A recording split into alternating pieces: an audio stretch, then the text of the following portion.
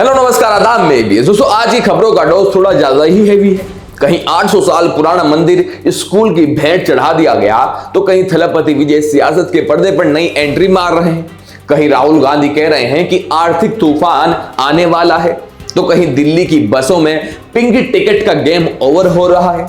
और हाँ, ये नीट परीक्षा है या नीलामी, सब कुछ जानेंगे आज के इस महा बुलेटिन में। तो कुर्सी की पेटी बांध लीजिए, क्योंकि न्यूज का मीटर आज फुल स्पीड पर है। शुरुआत करते हैं एक ऐसी खबर से जिसे सुनकर इतिहास प्रेमियों का बीपी हाई हो सकता है। तेलंगाना में सरकार को स्कूल बनाना था, अच्छी बात है, लेकिन जगह मिली 800 साल पुराना शिव मंदिर से ठीक ऊपर। काकतीय काल का यह मंदिर अब मलबे में है। मतलब बच्चों को इतिहास पढ़ाने के लिए खुद इतिहास ही मिटा दिया। अब केस तो दर्ज हुआ है, पर साहब टूटे हुए पत्थर वापस जुड़कर पुरानी कहानी नहीं सुनाते। विकास की भूख में विरासत की बलि देना कहां की समझदारी है। अब चलते हैं साउथ, जहां लियो नहीं बल्कि सीएम साहब का जलवा है। थलपति विजय ने मुख्यमंत्री बनते ही सीधा पूर्व सीएम एमके स्टालिन के घर लैंडिंग कर दी। इसे कहते हैं ग्रेसफुल पॉलिटिक्स। और उनकी कैबिनेट, भाई साहब, ये कोई आम नेताओं की टोली नहीं है।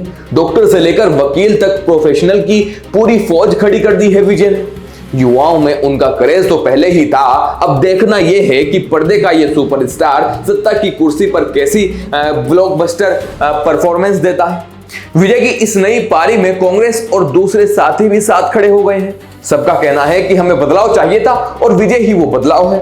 अब इसे विजय की लोकप्रियता कहें या विपक्ष की मजबूरी, लेकिन तमिलनाडु की राजनीति का क्लाइमैक्स अभी बाकी है। देखते हैं ये ग्रैंड अलायंस जनता की उम्मीदों पर कितना खरा उतरता है। बेंगलुरु में पीएम मोदी के आने से ठीक पहले कुछ ऐसा मिला जिसने सुरक्षा एजेंसियों की नींद उड़ा दी दोस्तों। 2 जिलेटिन की छड़ें, मतलब जहां देश के प्रधानमंत्री आने वाले हों, वहां ये दिवाली गिफ्ट जैसा खतरा। शुक्र है सुरक्षा बलों की मुस्तैदी का, वरना ये सिक्योरिटी लैब से बड़ी खबर बन सकता था। इंटरनेट भी बड़ी कमाल की जगह है दोस्तों। हाल ही में पीएम मोदी ने जनता से सोना कम खरीदने की अपील की, ताकि अर्थव्यवस्था संभली रहे।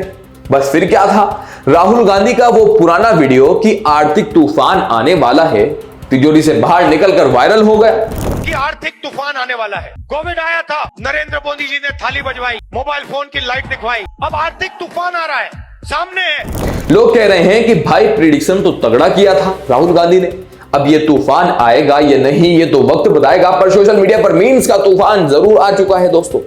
अब बात करते हैं देश के लाखों छात्रों के भविष्य की। नीट की परीक्षा को लेकर राहुल गांधी ने सीधा हमला बोला है। उन्होंने कहा कि नीट अब परीक्षा नहीं नीलामी बन चुकी है। युवाओं के सपनों पर पेपर लीक का साया वाकई डरावना है। इधर एनटीए अपनी सफाई दे रहा है कि सुरक्षा प्रोटोकॉल एकदम टाइट था। अब प्रोटोकॉल टाइट था या लीक करने वाले का जुगाड़, इसकी जांच राजस्थान पुलिस कर रही है। पर एक बात तो तय है, छात्र पढ़ाई करें या इन कंट्रोवर्सीज को झेलें। हैदराबाद के लोगों ने पिछले 10 दिनों से मोर्चा खोल रखा है। मुद्दा है केबीआर नेशनल पार्क के पास कटने वाले 1500 पेड़। सरकार को वहां फ्लाई ओवर बनाना है और लोगों को वहां ऑक्सीजन बचानी है।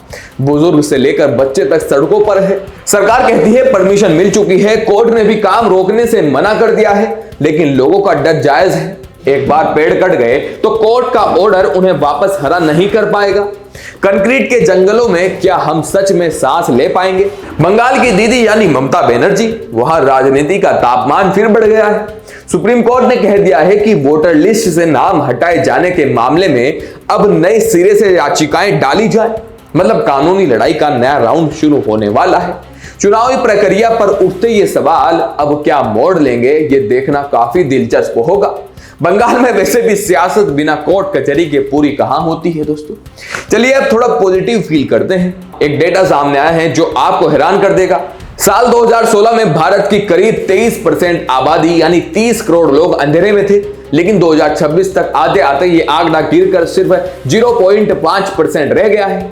अब सिर्फ 70 लाख लोग ही ऐसे हैं जहां बिजली पहुंचना बाकी है। मतलब 10 साल में हमने लालटेन युग से निकलकर एलईडी युग में लंबी छलांग लगाई है। लाइट आ गई है बॉस, अब बस बिल कम हो जाए तो और मजा आ जाए।